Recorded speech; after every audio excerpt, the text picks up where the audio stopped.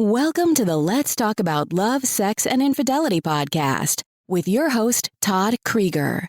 Todd has over 35 years of experience working with thousands of couples as a licensed therapist in his private practice. Todd shares his insights on this show. It's never too early to divorce-proof your marriage or too late to heal yourselves and have the relationship you truly want. Hi, everybody. This is Todd Krieger, and what I do is I help couples and individuals heal from crises such as infidelity, and I help rekindle passion for couples, and I help individuals heal from trauma of all kinds, complex trauma as well as simple trauma, such as a car accident. Complex trauma is when people are living in an environment that, as a child, even as an adult, that has been very sticky and inefficient and non-nurturing. So anyway, that's what I talk about. But today, I want to talk to you about defensiveness. That when couples get stuck in defending themselves. What I want to tell you, though, is there's a link below that is PDA that says three ways to reconnect without talking. And it's a guide that stops arguments and show you three simple, powerful ways to reconnect with your partner without explaining more, talking more, or solving more. And I think it'd be very helpful for you. So, defensiveness doesn't mean you're a bad partner. It actually means that you're so much about being understood, you care so much about being understood, that you make being understood your goal. But here's the problem. When you're defending yourself, you're not connecting. And often, the more you explain, the more distant your partner gets. Because your partner has expressed something to you, and maybe you want it to be correct, so you defend yourself. But the truth is that it feels like rejecting to your partner. Your partner feels diminished. Their experience is not being validated. And so what happens, they might feel more rejected, so they double down on what they said before. And then you, again, want to have understanding, and so you defend yourself. And again, it is because you care, and you want your partner to see things the way they are, according to you. And so that's what happens. Really, defensiveness is, in a way, protection. It really isn't an attack, even though it feels that way to the person speaking. It really is about protection. And when both partners understand that defensiveness is really about protection, they might already start to soften. Because as you'll see what I'm about to say, soften is a big word. So I want to talk to you about Rob and Jody. Rob and Jody is a couple that I saw, and I've been helping couples move from constant miscommunication into deep unspoken understanding, not again spoken, but deep unspoken understanding. And oftentimes we think we need to solve conflict through endless conversation. That is not the case. There's one thing I've learned. Like I said, defensiveness is not resistance. It's protection. But even though we want to understand it on a deeper level, protection still creates disconnection, not connection. So, Rob and Jody.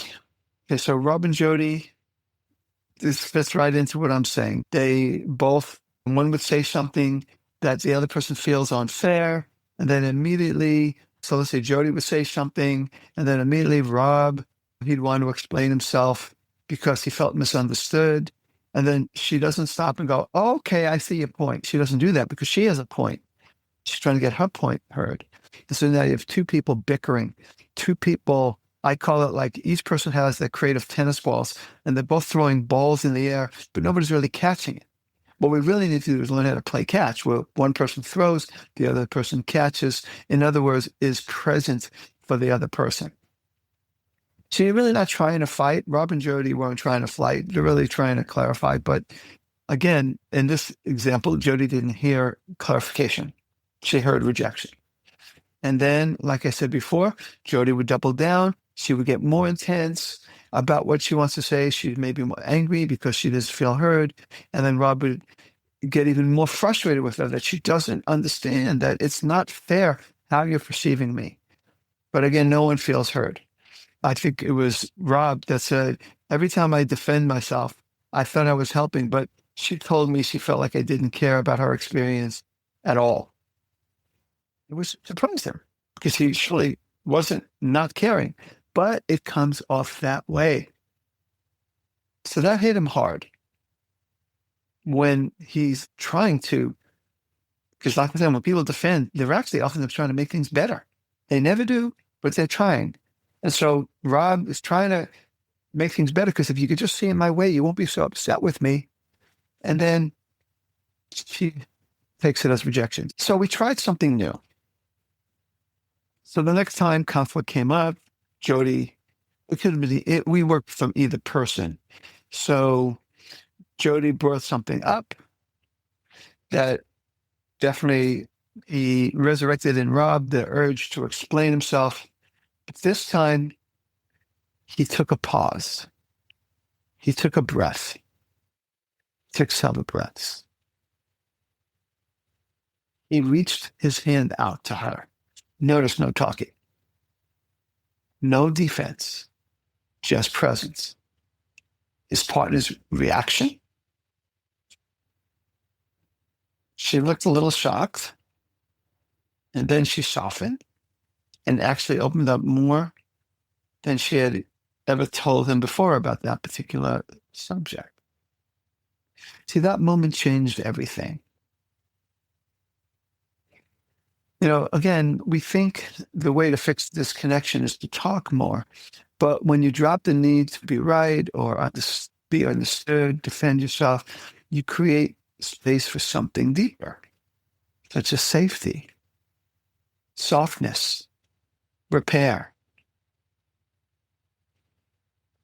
When you slow down and you reach out in some nonverbal way and you've dropped your urge or your impulse to defend, something happens to the other person. It registers with them. Because really, your partner doesn't need your defense. Your partner needs your presence. And Jody was able to do that for Rob as well. And every time Jody, instead of defending herself, would take a breath or two or whatever she needed, and then reach out and touch him in some way, touch his legs, hold his hand. And they would do this in the session. They did it in between sessions. That he shared more. And Rob wasn't somebody who typically shared. But what they were doing was they were creating a place of safety. The next time you feel the need to defend, try this instead. Pause, soften your body, and then reach out in some non-verbal way. Because in that moment, when you shift the connection, you make it more important to connect than to have clarity right away in that moment. The entire dynamic can shift. Again, I want you to click on the link, which is 3 ways to reconnect without talking. It's a guide that helps you stop arguments and shows you 3 simple, powerful ways to reconnect with your partner without needing to talk more, solve more, or explain more.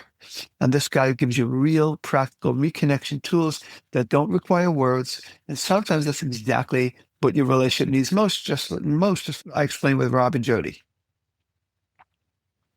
Thanks for listening. This is Todd Krieger, making the world safe for love.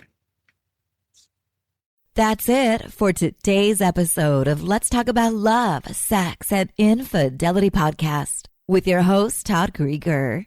For free resources and materials, head over to toddkrieger.com. Loved this episode? Head over to iTunes and subscribe, rate, and leave a review. We'd really appreciate it. Thank you.